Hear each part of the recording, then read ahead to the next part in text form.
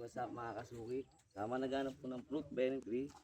Ngayong tagulan, mag-film lang po kayo sa akin. Nandito po kami sa Pito, Ipugaw. Sa may Isabela.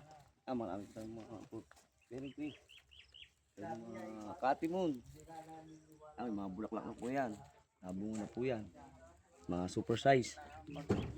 Almost 15 feet o 18 feet to 20 feet. Established na katawan niya. Mataba na. Mataba na pong puno niya mga kasuki.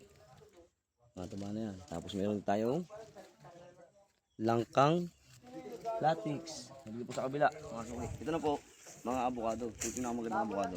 Medyo ano lang po pero established po yan mga kasuki. Tapos meron mga mansanas. Sa kabila din po. Ito yung pink pumelon Davao mga kasuki. Tapos meron na unang soles na lupong. Legit po yan mga grafted. Legit po, legit na grafted. Grafted po yung mga suki, grafted po yan. Sigurado pong bubunga. Ito po, ating durian.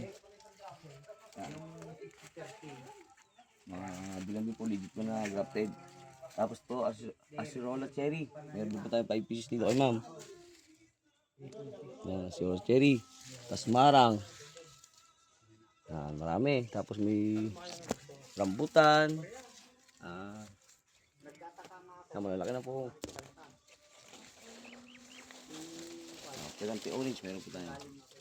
Salamat po sa mga naghanap po ng fruit bearing tree. PM lang po kayo sa akin sa YouTube, si Perde Pumseno. Salamat po. Peace.